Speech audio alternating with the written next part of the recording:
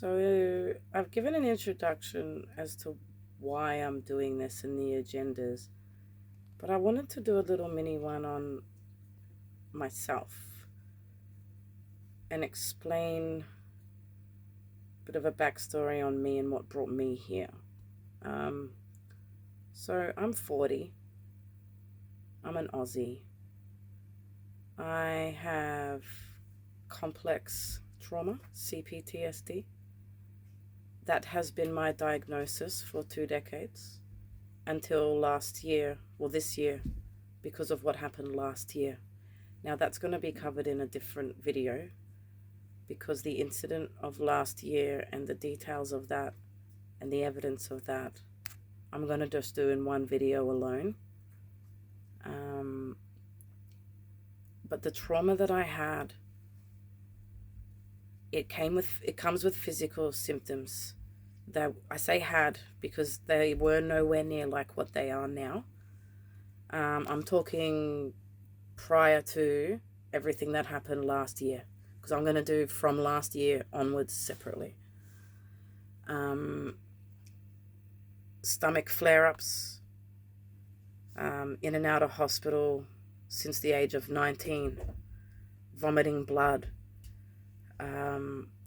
constant diagnosis, with things like diverticulosis and Crohn's and gluten intolerance and dysfunctional hyperemesis, cannabinoid hyperemesis.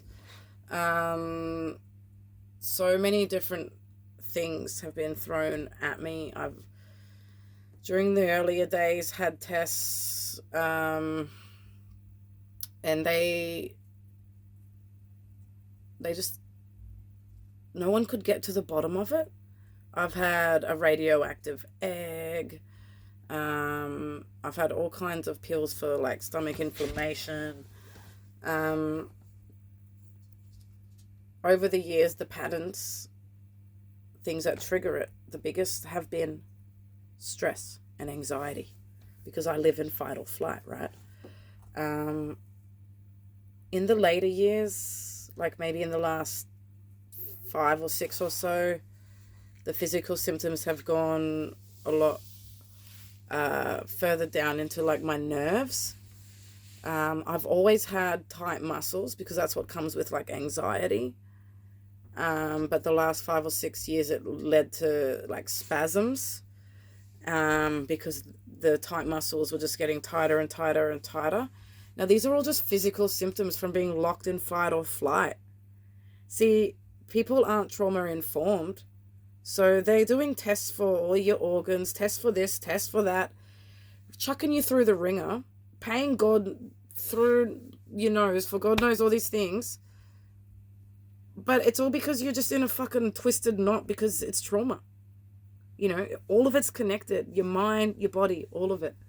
So in and out of hospital for the physical symptoms when they would flare up and be at the point where, I was rolling around in agony, throwing up blood, not eating and sleeping for days and ends, getting super dehydrated and like delirious. Go to hospital, they pump you with morphine, benzos, you're under all the flashing lights getting triggered. So you end up getting worse, and then mental health comes. That's the hospital side of it. During everyday life, before it gets to that stage, just try to get help for it. You go to a GP, your background trauma. Ooh. So people who suffer from trauma often think that they're having pains in other parts of their body, but it's just because of the trauma in their head is making them think that. Here, try this. And they give you a pill. Or they will look in the DSM-5 and see a few of your symptoms line up with this disorder, that disorder. And they'll give you a pill thinking according to what it lines up with. So people with CPTSD have overlapping symptoms with ADHD, autism, schizophrenia, bipolar personality disorder. So you go to a doctor who isn't trained in trauma or mental health. 85% of the mental health meds dispensed in Australia, according to the government health website, are dispensed by these GPs. And they'll be like, ooh, that sounds like ADHD. Try that. Ooh, that sounds like bipolar. Try that. Now, these pills have mad side effects that really mess with you. And if you don't actually have that disorder and you don't need that pill, it messes with you even harder. Try that over 2 decades. Pill, pill, pill, pill, pill. And then you're out in society, people going, oh, you're fucked, you're on drugs. And it's been like that for 2 decades. In my 20s, now I'm 40, remember? In my 20s, I self-medicated on things that are now actually known to work and being used by doctors who specialize in trauma. MDMA, cannabis, psychedelics. Those were my go-tos because they were my feel-goods. Sorry, that's my dog. That's like a sound, video, photo bomb type thing. So those drugs that are being used now were working back then, and they were the ones I was craving, and I was actually functioning on them. It was on the weekends or at night partying, getting alcohol mixed with them that would make me crazy. And that was how I would come undone and let go, was just go nuts and mix them all with alcohol. But I was functioning in daily life on cannabis, psychedelics, MDMA. And the amount that I was popping was insane. It would be enough for a whole bunch of you guys to party hard. But that's how I was getting through my days and having a full-time job and paying my bills and contributing into the economy. But I was considered a drug addict and I was treated like a drug addict. So I stopped doing those drugs. And then I became so unwell and had all these benzos and antipsychotics and whatnot thrown at me that I actually continued to get treated like a drug addict. And that's what led me to natural, which led me to what happened last year. Now, that's just the health system. And that's why I'm doing this, because I'm trying to get help. But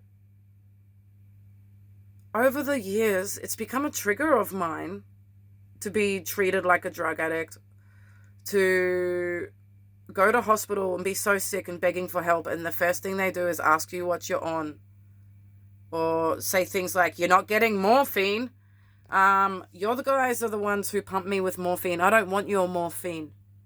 I want to stop vomiting. I want to not be triggered. I want to not be scared. I want to not be in pain. I want you to help me. But it doesn't happen that way. The health system is not trauma informed, and my journey to get to here has been excruciating. It has been agonizing. And I want to show you who I am, because when all you're doing is begging for help, but having people turn up their nose and spit on you and constantly being treated like a drug addict when you're not, people have it in their heads that they when they see you throwing up, or you're not wearing the nice clothes, that you must be some like gutter rat. But I'm going to show you who I am and how I live. So because of what happened, I can't live around people anymore at all. I was already planning to live in a caravan because I was struggling with humans, but it's gone to the next level where I've now been diagnosed with like agoraphobic symptoms as well, and panic disorder, as well as my somatic symptoms disorder, on top of my CPTSD. So how I live and environment is very important to me. The only reason I have a light on right now is so that you can see me on this video. I don't use a light. I have a red light. Oh, if you can see it.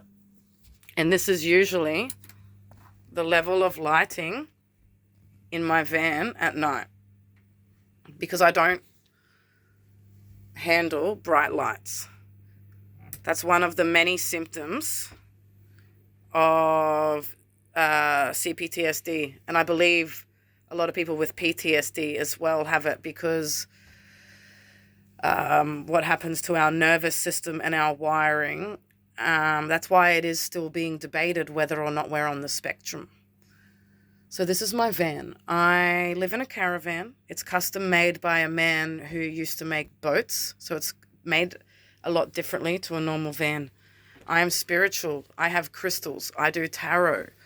I have my oils. And I live inside this tiny caravan with a puppy and 3 rabbits. I only just got the puppy like 2 months ago. She's going to be trained as my therapy dog. The rabbits, I lost them last year over what happened.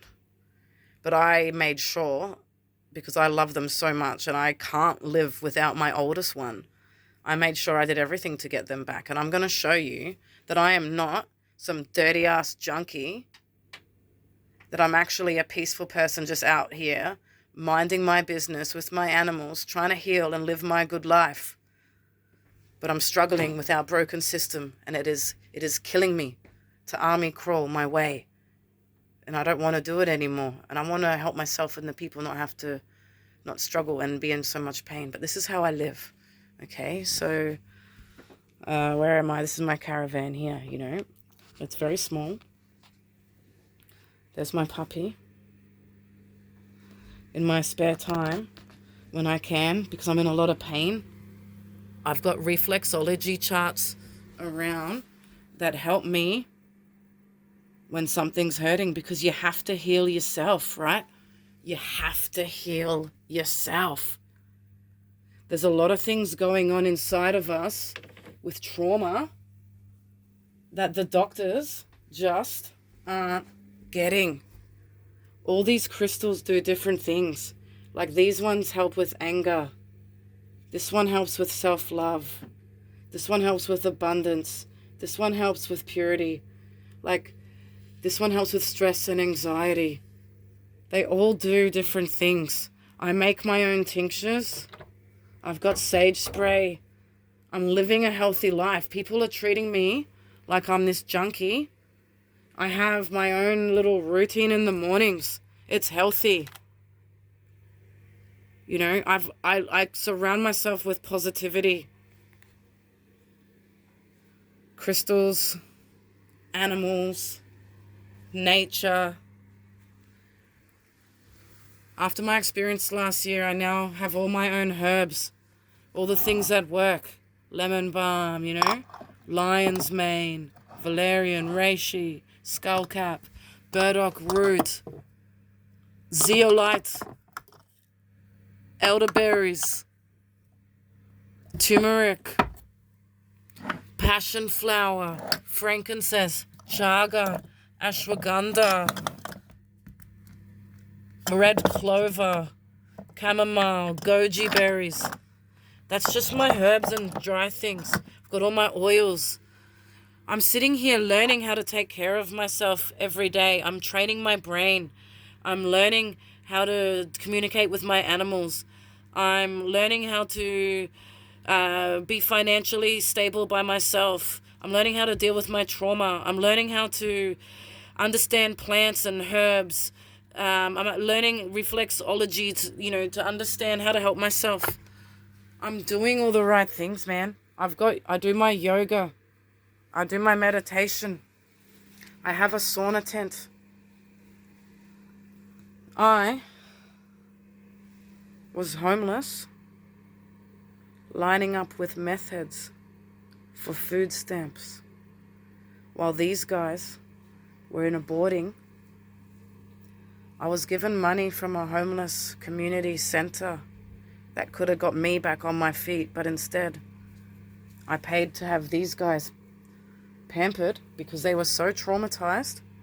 I had to get them on gut cleansers, anxiety medication, And I had to get them pampered and like loved and calmed out of the trauma of what happened last year. And I did everything to take care of them and get my babies back. That's Lloyd. Lloyd's 2 years old. That black one there is Phoebe. Phoebe's 9. I don't know if you can see her. And that white one that she's hovering over is Benny. Benny's nearly 5. Benny has trauma worse than I do. I don't know how Benny's still alive after what happened last year. I am all about healing. I am all about animals. I am all about love. This is Sadie. That's who's being trained. Sadie's nearly 5 months old. She's 50% Border Collie, 25% Kelpie, 12.5% Rottweiler, 12.5% Ridgeback. She has the intelligence and compassion of a Border Collie, the insane energy of a Kelpie, the loyalty and protection and intelligence of a Rottweiler. And I don't know anything about Ridgebacks, but I'm sure that's in there too. This is who I am. I'm all about rescuing animals and doing my bit, being out in nature, taking care of myself, minding my business. But I'm also about speaking the truth, standing up for what's right, and not letting tyrants stop good people from just living their life and getting the help that they need, getting away with disgusting crimes that are causing people to end up in situations like me. It's not fair and it's going to stop. So that's who I am. I'm not that piece of shit. I'm not the troublemaker. I'm not out to hurt you. I'm just out to heal and help the people. And I'm going to make sure everyone sees who I am as well as who you all are. The truth. That's all it is. It's the truth.